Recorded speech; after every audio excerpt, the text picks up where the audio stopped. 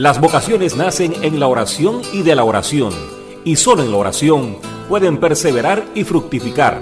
Papa Francisco, la pastoral del Seminario Mayor Diocesano, presenta su programa, Llamados para Servir.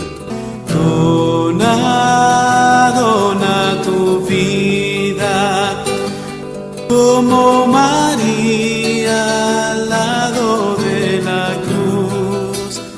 Feliz domingo en el Señor, amadísimos hermanos, la paz sea con cada uno de ustedes.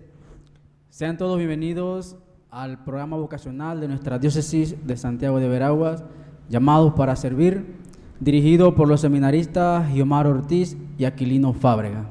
En el día de hoy hablaremos sobre la vocación del profeta Isaías. Tenemos la alegría de compartir el testimonio vocacional del padre Marcelino González, que nos acompaña hoy, y también hablaremos sobre un tema muy importante en la vida del sacerdote, en la formación, acerca del celibato sacerdotal.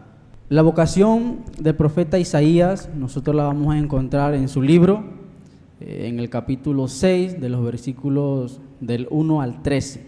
Queridos hermanos, hoy el Señor también está mostrando a cada uno de nosotros y a ti también en lo personal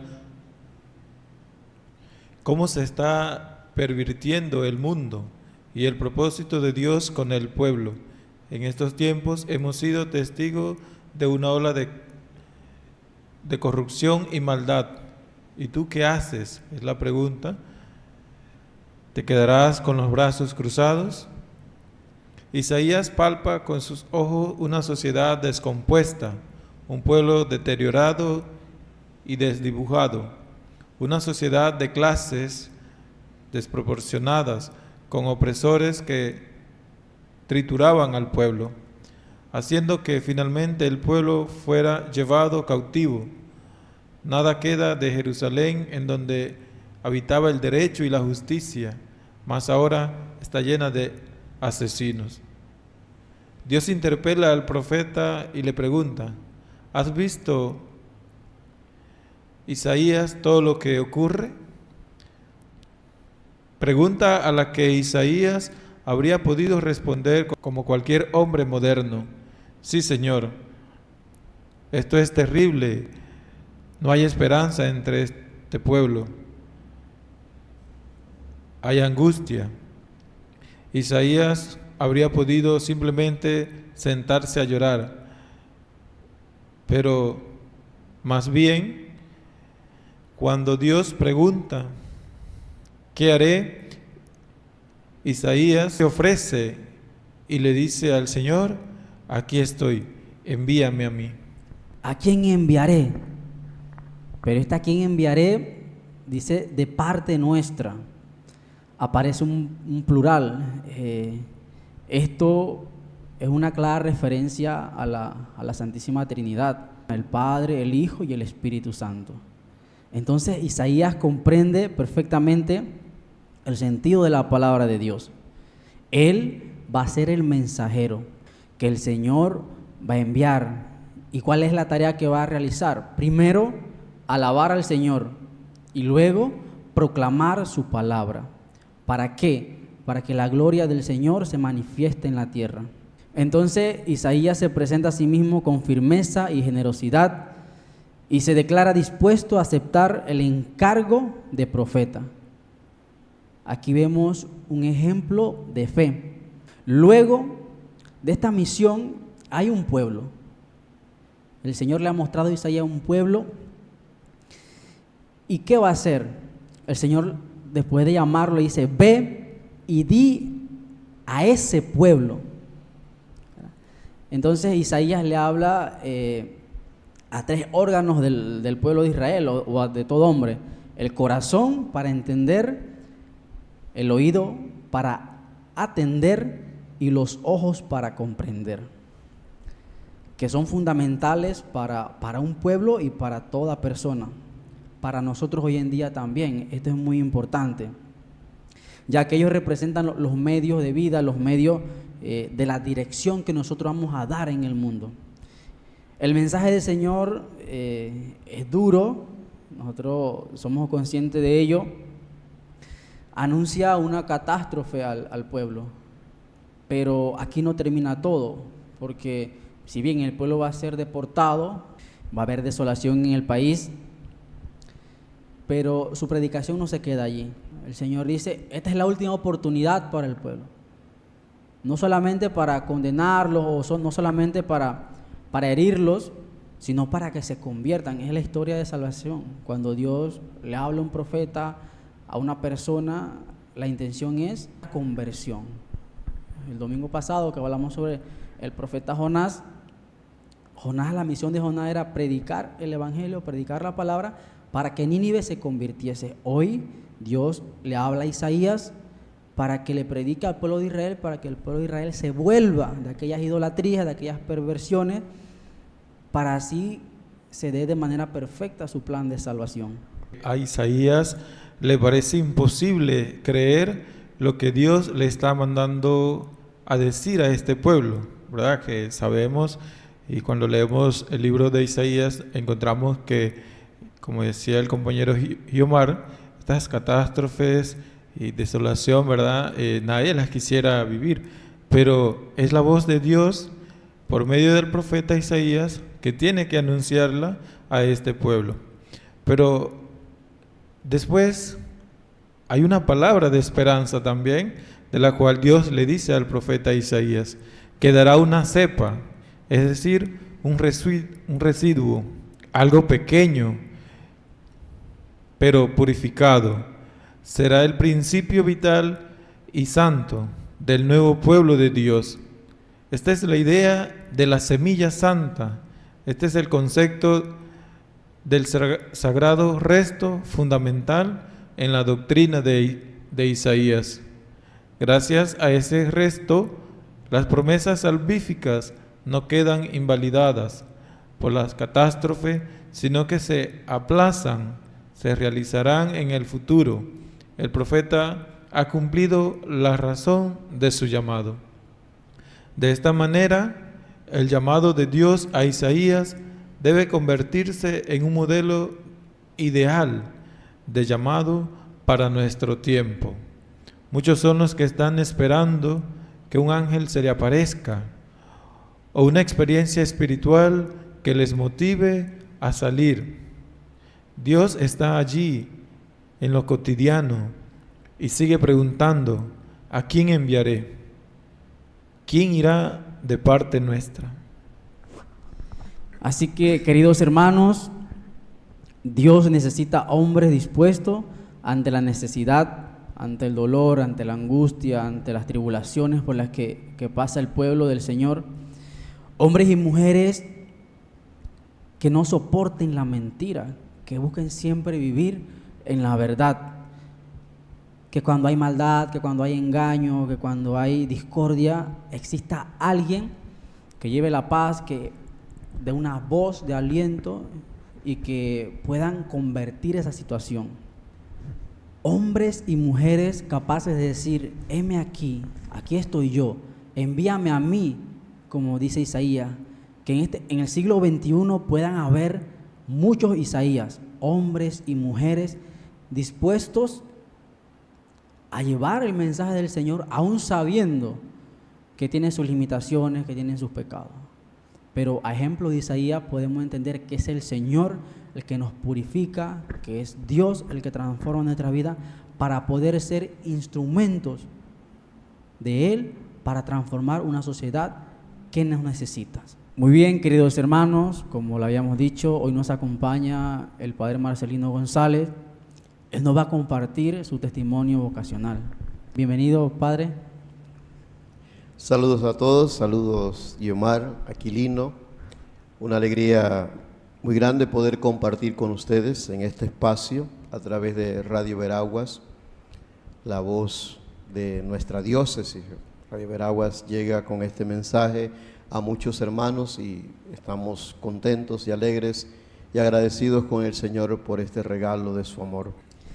Así es, muchas gracias, Padre, por aceptar la invitación. Y en este testimonio tenemos que preguntar, ¿quién es Marcelino González? ¿Cuáles son sus raíces? Muy bien, yo creo que primero tendríamos que decir que soy fruto del amor y la misericordia de Dios, que un día me llamó a la existencia. Yo soy de una comunidad llamada Potrero en Atalaya. Allí nací, allí crecí, pertenezco a la parroquia San Miguel Arcángel. Crecí en una familia de 5 hermanos, de los cuales ahora mismo estamos solo 4. En una familia cristiana de rezar todos los días por las tardes el Santo Rosario, que fue una de las cosas que a mí me marcó muchísimo para responder al Señor. Soy un sacerdote diocesano, ya tengo 12 años de haberme ordenado sacerdote por la imposición de manos de Monseñor Óscar Mario, un 11 de febrero de 2012. He servido, ¿verdad?, en Atalaya y en la parroquia San Juan Pablo II, en San José de San Francisco. Soy el mayor de todos los hermanos, así que, bueno, aquí estamos, ¿verdad?, para compartir con ustedes mi experiencia de vida, mi testimonio, y ojalá que eso sirva para enriquecer a todos. Así es, Padre. Usted nos ha dicho 12 años de vida sacerdotal, ¿verdad? Puede decirse que está dentro todavía del grupo de los neopresbíteros. Cuando uno sale a la misión o sale a las parroquias, ¿verdad?, y uno le dice a los jóvenes, ¿no te gustaría ser sacerdote? La respuesta es que Dios a mí no me llama, ¿verdad? ¿Cómo siente usted ese llamado, que Dios lo necesita y lo elige para venir al seminario? Bueno, son varias cosas. Descubrir la vocación como algo personal con el Señor, definitivamente que a mí me mostró el Señor de varias maneras que el sacerdocio era la vocación a la que Él me estaba destinando a tener. Recuerdo que cuando niño, eso que decía hace un ratito, rezábamos el rosario todas las tardes, eso me fue marcando. También en la casa recuerdo que había una Biblia que compartíamos cada noche, eso a mí me gustaba muchísimo. Hubo algunas cosas también que son el testimonio de por ejemplo, Monseñor Dimas, cuando Radio Veraguas, me recuerdo que mi abuelo siempre escuchaba la misa de 9 los domingos, y escuchando a Monseñor Dimas, por ejemplo, presidir la Eucaristía, a él le gusta cantar, y escucharlo cantar las oraciones, el prefacio, esas cosas a mí como que me fueron motivando, y incluso llegué a aprenderme algunas partes de la misa, aún siendo niño, ¿verdad? Y cuando él las cantaba, yo también las estaba cantando con él, escuchando la transmisión de la Eucaristía. Y yo decía en mi interior, cuando yo crezca quiero ser como él. ¿Verdad? No para ser obispo, porque no era mi intención ser obispo, ni tampoco conocía, ¿verdad?, en ese tiempo que él era obispo, ¿verdad? Nosotros vivíamos en una comunidad que para aquellos años, ¿verdad?, 1980 y tanto, por ejemplo, los caminos eran muy malos. Estábamos cerca de Atalaya y cerca de la carretera principal de Panamá, pero los caminos eran malísimos. Entonces a veces ir a misa los domingos era muy complicado. Hubo un tiempo entonces que por gracia de Dios, ¿verdad?, mi mamá, mi papá conocieron a alguien en Atalaya que le fue animando, le fue proponiendo la vida matrimonial. Recuerdo que mi mamá y mi papá llegaron a casarse y empezamos a ir como familia todos los domingos a la Eucaristía. Y en ese ir todos los domingos a la Eucaristía, con mucho trabajo, porque los caminos eran malos. Recuerdo que para el tiempo lluvioso era lodo hasta las rodillas. Llegábamos donde una familia que parientes nuestros, allí, ¿verdad?, nos íbamos en pantalón corto, un suétercito así, dispuestos a ensuciarnos, la ropa en un cartuchito, los zapatitos, y ahí llegábamos a esa casa 8:30 de la mañana para bañarnos, cambiarnos de ropa, para ir a la misa de 9. Y eso era todos los domingos. Entonces, en el tiempo seco era el polvo. Entonces, era todo lo contrario. Polvo hasta la rodilla también, porque lo que dejaba el lodo, eso se convertía en polvo luego. Entonces, en ese ir a misa todos los domingos, llegué a conocer a quien fuera el párroco en esos años, al padre José Chimihausen, ¿verdad? Que en paz descanse. Y recuerdo que el padre tenía siempre la costumbre, ¿verdad?, de ir bendiciendo a los niños, ¿verdad?, por cada banca. Y eso me gustaba, y siempre que llegaba donde yo estaba, yo me asomaba ahí, ¿verdad?, a la nave central para que el padre me impusiera las manos o me bendijera. A veces no me bendecía ni me ponía las manos, sino que me daba un cocorroncito, ¿verdad?, pero era una muestra de cariño, ¿verdad? Y yo veía en la figura del padre José también un modelo, una persona que me motivaba a decir: yo quiero ser como él, yo quiero ser sacerdote como él. Entonces, en ese transitar, crecí. Luego, sí, viví una etapa de adolescencia y juventud bastante descarriada. Hubo dos momentos ya cuando cumplí la mayoría de edad que me marcaron en lo personal también. Uno, cuando mi papá falleció. Mi papá falleció, recuerdo, un 12 de diciembre de 2003, y recuerdo que ese día, cuando llamamos a Atalaya para la Eucaristía de funeral, no había un sacerdote, no había sacerdote para celebrar el funeral. Y recuerdo que en ese tiempo el padre Edwin, que hoy es párroco de Calobre, era seminarista o era hermano cruzado de San Juan, no recuerdo exactamente qué era, pero sí recuerdo que él fue a hacer la celebración de la palabra, a celebrar con nosotros la palabra. Y bueno, yo decía, es el funeral de mi papá, ¿cómo no vamos a tener un sacerdote? Y me vino una pregunta que recuerdo, ¿verdad? Y yo siempre decía, ¿y por qué yo no? Eso me fue como resonando, ¿por qué yo no? Ya, yo llevaba una vida bastante desordenada y yo me decía en mi interior, ¿por qué no? ¿Verdad? Porque yo no puedo ser sacerdote. Bueno, eso se mantuvo así. Yo sí empecé como a tener pequeños pasos, ¿verdad?, de conversión, de querer dejar atrás esa vida que llevaba hasta ese momento. Y luego tuve la experiencia de realizar un cursillo del Movimiento de Cristiandad, cursillo número 21, si no me equivoco, ¿verdad? Entonces allí también tuve una experiencia fuerte, más que todo de encuentro, porque empecé a recordar muchas cosas de mi infancia que me motivaban a ser sacerdote. Luego tener esa experiencia fuerte de poder volver a confesarme, de poder volver a recibir la comunión, de ver el desarrollo, ¿verdad?, de los rollos que ellos llaman, y luego entonces seguir participando con ellos en las ultrellas, en las reuniones de grupo, que perseveré bastante en eso, hasta, creo que ese fue el momento como que ya rompió el coco, como decimos, ¿verdad? Y yo dije, bueno, voy para el seminario. Y yo entonces vine acá, me encontré con el padre Isaías. Él me dijo, mira, en enero tenemos la jornada vocacional, ven para que tengas la experiencia, y bueno, si te quieres quedar, hacemos el proceso. Bueno, yo vine a la jornada y definitivamente, ¿verdad?, sentí que esto era lo mío. Era el mayor del grupo, era el más viejo, ¿verdad? De esos está el padre Luis González, que está conmigo en la parroquia, padre Abdiel, padre Juan José. Fuimos los que llegamos a esa jornada. Y bueno, aquí estamos, ¿verdad? Eso es parte de cómo fui, siento yo, llamado por el Señor. Un poco extraño todo, ¿verdad? Pero yo creo que de eso se trata.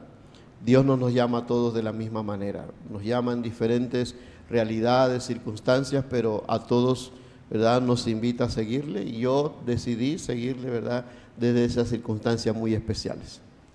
Así es, Padre. Dios llama personalmente a la persona. Así es. Nadie puede decir mi vocación o mi llamado fue como el del padre Marcelino, como el del padre Ariel, no. Es individual y cada uno responde según sus capacidades también. En ese sentido, Padre, todo lo que ha vivido, usted ingresa al seminario. nosotros sabemos, y usted ha dicho, yo llevo un proceso de conversión, ya adulto, ya más grande, era el mayor del grupo. La gente siempre habla, padre. ¿Qué se decía de Marcelino González que entró al seminario? Sus conocidos, sus amigos, sus familiares sobre todo, porque la familia es parte muy importante en este proceso. Voy a hablar de una situación que de repente muchos pensaron, ¿verdad?, que ese era el punto de partida para yo entrar al seminario. Yo recuerdo que tuve una novia, vivimos un noviazgo bastante prolongado y justamente después, yo recuerdo que nosotros decidimos terminar así como se dice, de mutuo acuerdo, ¿verdad? Por situaciones, lo legal. Por situaciones muy, ¿verdad?, personales de mi vida, no era la mejor persona de repente para pensar en el matrimonio en ese momento, ¿verdad? Yo llevaba una vida de verdad muy desordenada. Y yo ahora lo veo así. Obviamente en el momento yo no lo percibí así y veía que las cosas no debieron ser de ese modo, pero ahora pensando uno descubre que sí, lo equivocado que uno está y el daño que uno puede hacer luego a personas por de repente perseverar en un camino malo y no descubrir que hay que cambiar, que hay que ser mejor persona. Cuando eso fue un punto, te metiste al seminario porque no te fue bien con fulanita, ¿verdad? Ojalá no esté escuchando. Pero yo decía, no es por eso. Incluso esa persona, la muchacha, cuando yo tuve el primer receso de haber entrado al seminario, que es en julio, no sé si Sí. ustedes lo tienen también, Sí, pero después de la fiesta patronal de Santiago, íbamos a la casa, creo que eran 2 semanas en aquellos años. Y yo recuerdo que me visitó y me preguntó, es que yo necesito conversar contigo. Y la pregunta fue si yo había entrado al seminario por eso. Y yo le decía, no, yo he decidido entrar al seminario porque siento que el Señor me ha llamado a esta vida. Le voy a responder, voy a perseverar en este camino. Y bueno, así continuamos, ¿verdad? Somos muy amigos, gracias a Dios. Y lo otro, las amistades que uno tiene.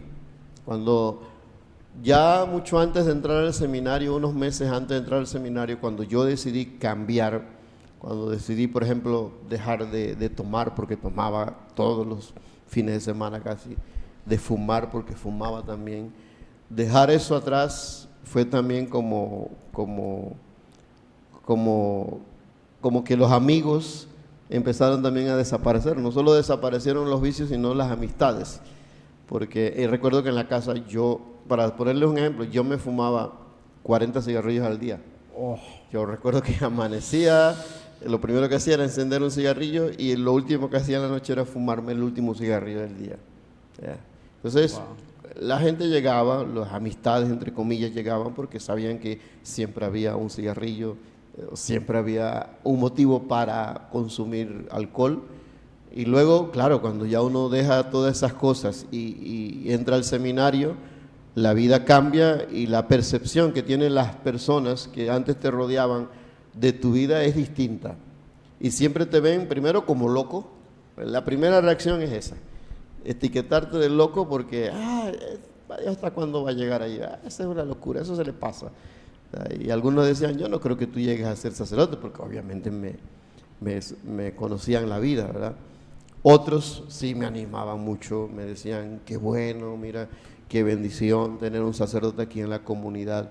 Yo sí tengo algo que yo agradezco a Dios infinitamente, es que la comunidad, pese a haberme descubierto cómo era, siempre he sentido el apoyo, el cariño y me valoran como sacerdote. O sea, y yo voy a la comunidad, ahora soy el párroco allí, siempre que voy la gente me muestra ese cariño, ¿verdad? Y es un cariño sincero. Algunos, bueno, todavía no asimilan muy bien, ¿verdad?, que sea sacerdote. Algunos todavía No es que yo me queje o diga que esté mal, ¿verdad? Me tutean, me hablan, pero es la confianza porque hemos crecido juntos. Yo no me opongo a eso, pero también es parte del cariño. En el camino, sí, uno encuentra eso que tú dices, ¿verdad? Personas que te animan, que te dicen, sigue adelante, lucha, qué bueno. Otros sirven de piedra de tropiezo, y esto se lo digo porque yo sé que hay jóvenes que escuchan el programa y a lo mejor estarán pasando por las mismas preguntas. ¿Qué van a decir de mí si entro al seminario? Y uno no tiene que fijarse en lo que van a decir de ti, ni lo bueno ni lo malo. Lo bueno te ayuda, ¿verdad? Y tú lo tomas porque es como un empuje, pero es que lo que tú decías, tu respuesta es personal. La llamada es personal de parte de Dios, la respuesta es personal. Lo que digan los demás, ¿verdad? Ni siquiera la familia. Yo sí sé, ¿verdad? Que algunos decían, oye, pero no le vas a dejar ni siquiera un nieto a tu mamá, ¿verdad? Pues si vienen otros hermanos detrás de mí, ¿verdad? Ellos pueden darle familia. Y eso no tiene que ser obstáculo para responder a Dios. Pese a todo, hay que atreverse, hay que salir adelante. Ahí está lo que decías del profeta Isaías, cuando el Señor, ¿a quién voy a enviar? Bueno, aquí estoy yo. Yo un día dije, ¿por qué yo no puedo ser sacerdote? A falta de un sacerdote, ¿por qué yo no puedo, verdad, suplir esa necesidad? Claro que es una gracia de Dios, porque tampoco es capricho personal, sino gracia de Dios. Y bueno, y aquí estamos, ¿verdad? Ya con 12 años. Sí, el padre, luego de haber escuchado, ¿verdad?, cómo opinaba la comunidad, sus amigos, ¿verdad?, inicia ya un proceso en el seminario. Ya en estos arranques, ¿verdad?, de fiestecita, uno se levantaba a las 10, 11 de la mañana, pero al llegar al seminario es una realidad diferente, ¿verdad? ¿Cómo fue esa experiencia en el seminario? Bueno, al principio fue difícil, por muchas razones. Uno, por ejemplo, la edad. Yo entré al seminario con 25 años. Yo creo que más o menos. Sí, por ahí. Más o menos por ahí. Entonces, 25 años versus, yo recuerdo el padre Juan José entró con 17, ¿verdad? O sea, había una cantidad de años y recorrido que a veces cuesta en el seminario, por ejemplo, saber que tú eres mayor y que eso de repente se convierte en una dificultad para relacionar incluso en los trabajos, en la manera de pensar y ver las cosas. Eso por una parte. Lo otro fue que yo venía, como tú dices, con un estilo de vida concreto, ¿verdad? Venía, digamos, muy impregnado de esa realidad del mundo, porque no fue que el proceso de conversión duró 3, 4, 5 años, no, eso fue algo rápido, ¿verdad? Y venir para acá de repente muy rápido. Pero, bueno, eso de levantarme de los horarios, no, porque yo sí era una persona, me consideraba, dentro de todo lo vicioso que era, una persona que si tenía que estar en un lugar a tal hora, yo estaba, ¿verdad? Eso de la disciplina, bueno, sí, acá no tuvo mucha dificultad para mí asimilarla, pero sí habían cosas, por ejemplo, que uno aquí tiene normas, ¿verdad? Tiene que cumplir con ciertos parámetros de la casa de formación. Al final son cosas que de repente no comprendía, ¿verdad? Yo recuerdo que una vez, por ejemplo, el padre Isaías me encontró tomando agua, ¿verdad?, de la nevera, y él decía, no, ya a esta hora eso está prohibido, tiene que tomarla del grifo. ¿Sí? Entonces, cosas como esa, pues aprender a respetar a la disciplina de la casa, esas son cosas que a uno le cuesta mucho cuando entra al seminario. Pero aprendí también que en el seminario todo es formativo, todo, absolutamente todo es formativo. Desde el horario se establece por una disciplina, y eso lo he visto yo ahora en el sacerdocio. Yo considero que si no hubiese tenido de repente esa formación, hoy de repente sería otro tipo de sacerdote. Pero yo aprendí que la disciplina, que la vida, estar en la capilla, por ejemplo, media hora antes de empezar el rosario. Eso era obligatorio estar allí, media hora de meditación, de reflexión, a las 6 el rosario, 6:30 la misa, y después a las 7 el desayuno, porque las misas eran así, media hora. Luego a las 8 la clase, con ese ritmo, ¿verdad?, de vida, yo aprendí que todo era formativo. Y bueno, al final uno va dejando atrás lo que no es conforme a la vida sacerdotal, y va asimilando ya las actitudes propias del sacerdote. No fue fácil, de repente, eso sí me dio dificultad, tener que acostarme, por ejemplo, temprano, ¿verdad?, que no podía quedarme por ahí hasta tarde. Eso siempre me costó mucho, ¿verdad? Y todavía me cuesta. Para mí las noches, la gente dice, no, pero la noche es para descansar. Yo en la noche trabajo quizás mucho más que en el día. Lo aprovecho para leer, para hacer trabajos, para pensar en cosas que tengo que organizar. Y a eso le dedico mucho tiempo en la noche. Son 11 de la noche, 12 de la noche, estoy despierto, ¿verdad? Entonces, es eso de estar durmiendo de repente a las 9 de la noche, porque era a las 9, había que obligatoriamente estar en el cuarto, también me costó bastante, pero son pequeñas cosas, ¿verdad? La oración también, sí, por el estilo de vida que llevaba afuera, venir al seminario donde se nos pedía que había que rezar las laudes, rezar el rosario, ir a misa. Eso sí me costó un poquito, porque yo siento que cuando entré al seminario no había comprendido todavía el bien espiritual que eso significaba. Ahora después, claro, uno lo comprende, lo entiende, lo asimila, lo sugiere, ¿verdad?, a ustedes como seminaristas, porque comprende que esa es una de las partes más importantes. Una cosa que también me estoy acordando ahora, es la parte académica. Yo me gradué, 7 años atrás. Yo no fui a la universidad, yo me fui a trabajar. Entonces, cuando yo vengo acá al seminario y hay que estudiar, hay que entrar en temas de filosofía, yo soy bachiller en electricidad, entonces venir acá y agarrar los libros, yo creo que el primer semestre la pasé muy mal, muy mal. No es que fracasé, pero sí me fue bastante mal con las calificaciones. Ya luego fui habituándome a las lecturas, a realizar las tareas, a esforzarme en eso, ¿verdad? Pero sí fue algo que también me costó mucho. Pero bueno, son cosas, ¿verdad?, que el seminario te brinda y que hoy son para mí un aprendizaje muy hermoso. Yo de verdad que por ejemplo, invito a los seminaristas siempre a que vivan el seminario con mucha alegría y que vean esto como algo formativo en todo lo que suceda. Todo lo que suceda es formativo. Y eso le va a dar a ustedes, ¿verdad?, un valor inmenso por el ministerio sacerdotal. Así es, padre. Bueno, luego de eso transcurren pues 8 años de formación, padre. Llega el momento de la ordenación. Han pasado, usted ha dicho, 12 años. ¿Cómo ha sido esa experiencia, esa vida sacerdotal, después de haber sido consagrado, de haber sido entregado todo para el Señor? Bueno, yo he vivido mi sacerdocio con mucho agradecimiento a Dios.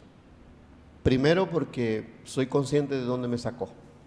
Eso es lo primero que yo doy gracias a Dios. De dónde me sacó el Señor y dónde estoy hoy, no porque esté en Atalaya, o porque esté en esta parroquia o la otra, sirviendo en esto, en aquello, no tanto por eso, sino porque es que me sacó del fango, como decimos. Probablemente si hubiese seguido en esa vida no estuviese quizás con vida hoy, pero desde allí me sacó el Señor, y eso yo lo vivo con mucha gratitud también. Y con mucha alegría, Y esto para que la gente también lo tenga claro, ¿verdad? Se dice muchas veces que el sacerdote tiene que ser una persona alegre, y en efecto tiene que estar alegre. Pero también el sacerdote tiene sus altos y bajos, tiene sus problemas, tiene sus achaques también de salud. Pero hay algo porque yo he pasado por muchas situaciones, que no podemos perder nosotros, y es la alegría de ser sacerdote, la alegría de ser sacerdote. Eso también lo he vivido así. Siempre he tratado, ¿verdad?, de animar al pueblo sobre todo, y contagiándolos de la alegría. Y hay algo que a mí, y esto es como una confesión que hago, ¿verdad?, que siempre me emociona mucho, y es celebrar la Eucaristía. Pero porque siempre me hago la misma pregunta: ¿quién soy yo? ¿Quién soy yo para que el Señor pase por mis manos, se pueda repartir, compartir, y que la gente lo reciba en su cuerpo y en su sangre? Eso yo siempre lo veo con una fe y un agradecimiento profundo con Dios, pero que también me emociona. La Eucaristía para mí es como el ancla donde se sostiene, donde se mantiene nuestro sacerdocio. Padre, muchas gracias por compartirnos su testimonio. Y dentro de eso, que a veces no se comprende, hay un tema que es el que queremos, pues, abordar algo y dar algunas luces, porque mucha gente no comprende el tema del celibato, ¿verdad? Y para ello, el Papa Pablo VI escribió una encíclica en un tiempo muy convulsionado. Por allá en los años 60 estaba lo que era la revolución sexual, y el Papa, en vez de echarse para atrás y intimidarse, dice: bueno, yo voy a escribir sobre este tema. Y dentro de ese tema, pues, hay varios aspectos, y surgen una serie de preguntas también que es muy importante de pronto aclarar y responder, porque el joven que hoy que vivimos en un mundo sexualizado totalmente, con las redes sociales, con los medios de comunicación, y se preguntan: ¿pero por qué? ¿Por qué la Iglesia recomienda el celibato en ese sentido? El celibato hoy día es un tema que se mira, ¿verdad?, como algo.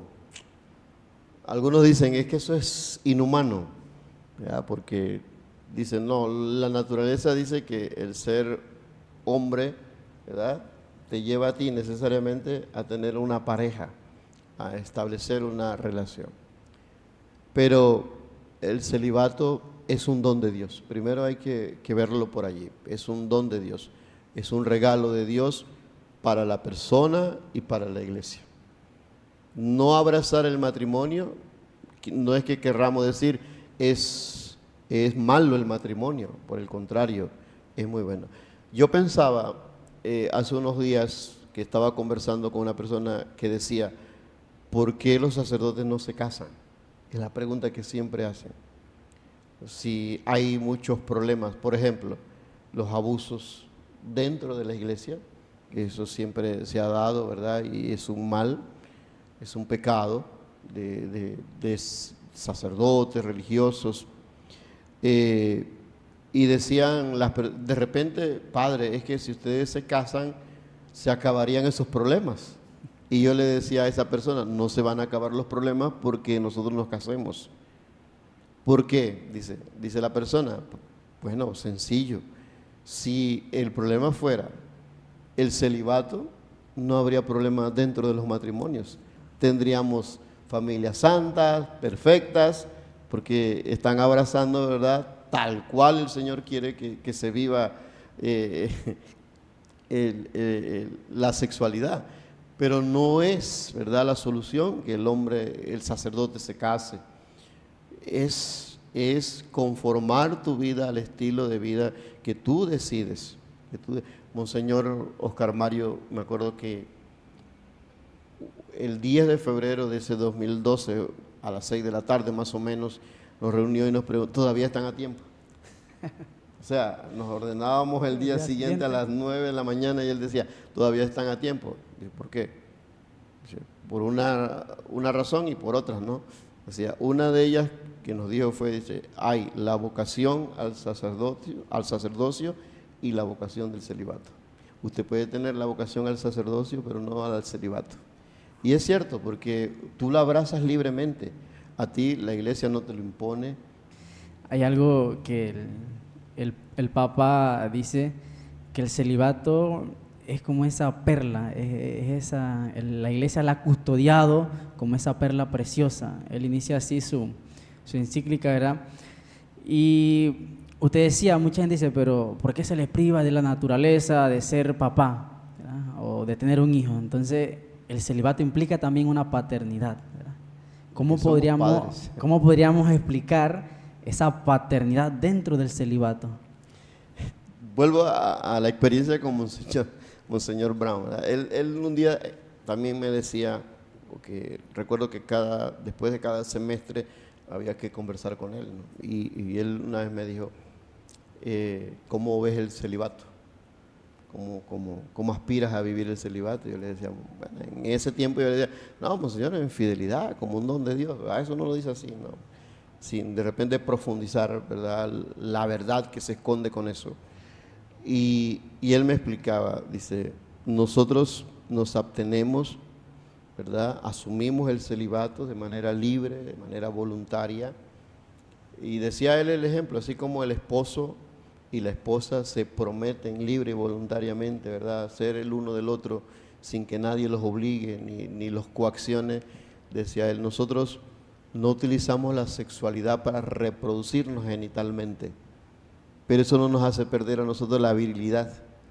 Él decía, esa virilidad nuestra ahora es utilizada para engendrar hijos para Dios, y por eso somos padres. Entonces el celibato comporta esa paternidad. Nosotros nos abstenemos, ¿verdad?, de tener una pareja, una esposa, para utilizar, ¿verdad?, esa virilidad que Dios nos ha dado para engendrar nuevos hijos para Dios. Y qué bonito es, por ejemplo, que a uno le llamen padres, ¿verdad? Eso de verdad que todo el que te vea y te conoce te diga padre, de verdad que te muestra la paternidad que tiene el sacerdote. Y eso, yo no sé, es la experiencia que yo he tenido. Yo siempre he querido saber quién me bautizó a mí.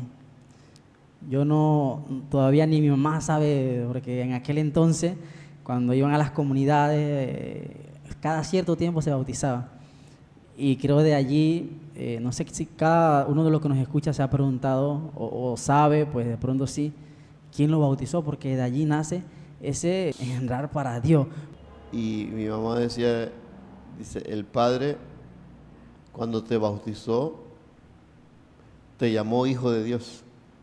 Eso me lo decía mi mamá. Entonces, esa frase es bonita porque se entiende a partir de allí que esa fuerza que te da a ser sacerdote, de poder engendrar hijos para Dios, eso siempre es una cosa impresionante. Yo antes, ¿verdad?, ya perdí la cuenta, pero yo era uno de los que llevaba cuenta de los que había bautizado. Luego a uno se le va la onda porque va a comunidades y uno no llega a la casa y registra, pero yo tenía eso. Por ejemplo, en San José, si no me equivoco, yo bauticé 433, si no me equivoco, hijos, ¿verdad? Oh. Y esos son hijos, sí. Son hijos, ¿verdad?, que uno engendra para Dios, para el Señor. Y ese es un regalo también, ¿verdad?, que nos otorga la posibilidad de que nosotros vivamos consagrados totalmente para Dios, en alma y en cuerpo. Así es, Padre, muchas gracias por compartirnos su vocación, por ayudarnos a entender un poco más el tema del celibato. No sé si tiene algún mensaje para la comunidad, para el pueblo de Dios, las parroquias donde ha estado, y también pues que nos deje un mensaje para los muchachos que tienen esa inquietud vocacional. Yo siempre le digo a los jóvenes que si sienten en el corazón la llamada de Dios, no duden en decirle sí. Yo creo que se parte de allí.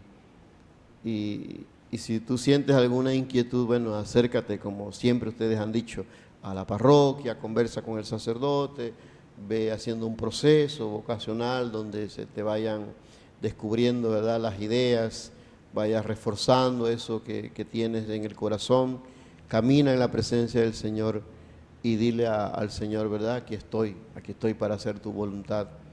El sacerdocio es lo más bonito, ¿verdad?, de la vida, lo dice un sacerdote, ¿verdad?, que creo que yo no hubiese sido tan feliz si yo no hubiese sido sacerdote, ¿verdad? Y creo que el mayor bien que yo le he podido hacer a mi vida, a mi familia, a la comunidad, a la iglesia, es haberme atrevido a decirle sí al Señor, pese a todo lo que haya vivido y ser sacerdote. Así que si sientes esa llamada en tu interior, dile: Señor, aquí estoy, elígeme, ¿verdad? Llámame, muéstrame el camino, dime qué quieres de mí, porque esas preguntas a veces uno se las tiene que hacer a Dios, y Dios seguramente con muchos signos te va aclarando las cosas. Padre, denos la bendición para despedirnos. Que el Señor esté con todos ustedes Y con tu espíritu. y la bendición de Dios Todopoderoso, Padre, Hijo y Espíritu Santo, permanezca siempre en sus corazones, en sus familias y en sus comunidades. Amén. Muchas gracias, queridos hermanos, por acompañarnos en este día. Si el Señor nos lo permite, será hasta el próximo domingo. Hemos escuchado el programa Llamados para Servir. Será hasta el próximo domingo. Y serás siervo de todo hombre, siervo por amor, sacerdote de la humanidad.